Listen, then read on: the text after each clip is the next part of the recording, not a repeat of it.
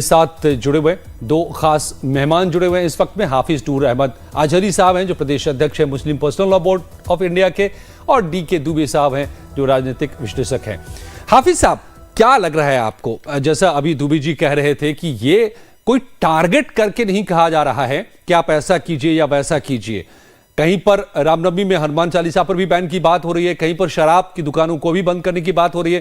तो ये मामला आस्था से जुड़ा है या ये मामला टारगेटेड पॉलिटिक्स का है? आपको क्या लग रहा है? दरअसल देश में राजनीति का जो है वो यहूदीकरण हो गया है। देश में अब हर चीज मुसलमान से जोड़कर देखी जा रही है, हर काम।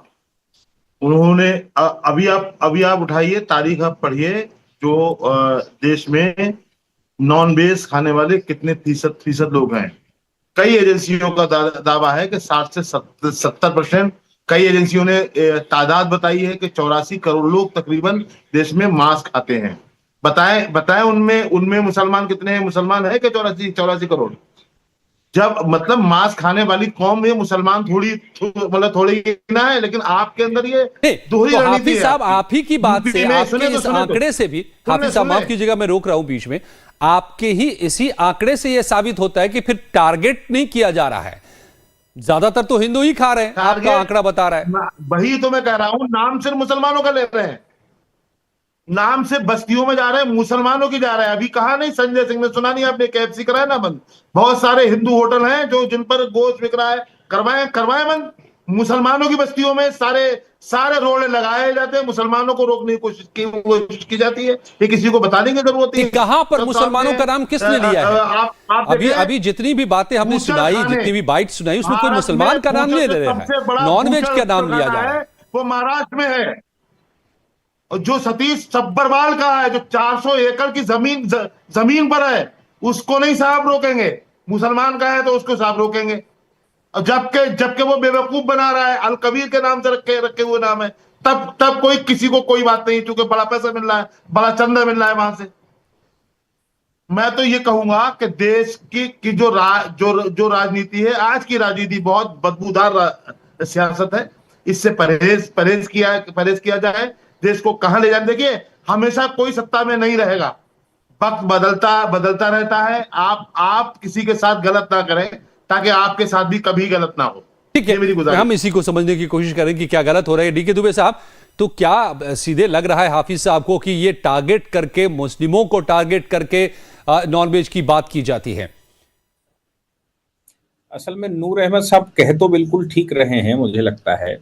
और हमने परवेज वर्मा का बयान पूरा सही से सुना नहीं। उन्होंने ये कहा कि जो अवैध दुकानें कहीं पर भी लगाई जाती हैं, बिना लाइसेंस के लगाई जा रही हैं, क्योंकि लाइसेंस की एक प्रक्रिया होती है कि किन स्थानों पर दुकानें लगाई जा सकती हैं और कहां पर नहीं लगाई जा सकती। उसका एक डेटा मैनेज होता है, तब कोई लाइसेंस मिलता है मीट की दुकान का, शराब की दुकान का।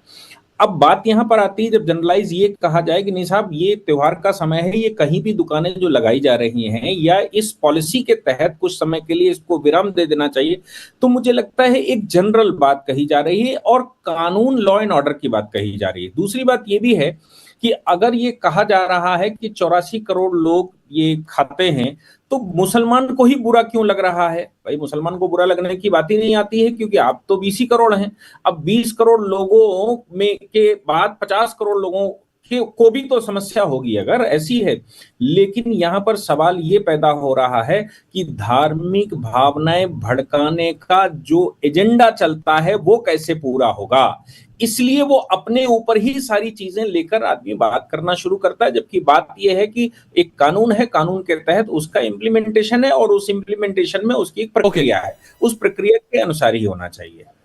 हाफिज साहब, तो ये क्या धार्मिक भावनाओं को भड़काने के लिए, क्योंकि कोई मुस्लिम का नाम लेकर नॉनवेज की बात तो नहीं कर रहा रोकने की, ये और साल भर तो ये चलता ही रहता है। नवरात्र में अगर रोकने की बात हो रही है तो ये मुस्लिम कैसे टारगेट पर आ गए?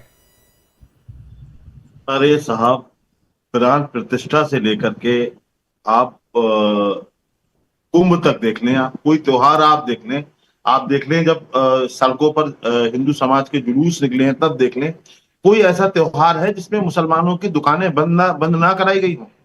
जो मुस्लिम एरिया में बस्तियों में गोश्त की दुकानें हैं उनको बंद कराया गया। क्यों?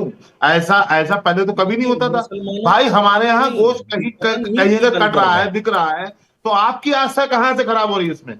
हम तो नहीं कहते आप शराब हराम है हमारे यहाँ। हमने कभी कहा है कि रमजान शरीफ के महीने में आप शराब को करो, बंद आप करो?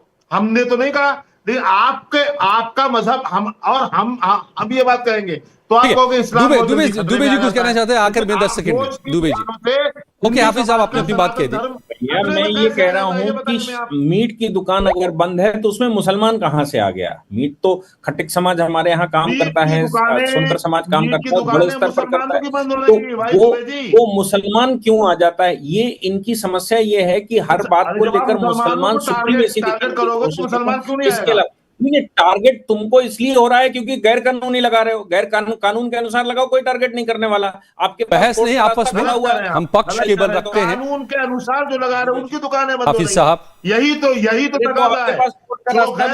कानूनी लगा रहे हैं नूर अहमद नजरी, और नूर अहमद नजरी की कौम उसके साथ नहीं खड़ी, आपको नजर आएगी कहीं भी। लेकिन आप लोग, धन्यवाद। इतना ही वक्त था मेरे पास। हाफिज साहब, दुबे जी जी, बहुत बहुत धन्यवाद आप दोनों का मेरे साथ जुड़ने के लिए। तो दोनों पक्षों का क्या क्या पक्ष है अपना अपना, ये भी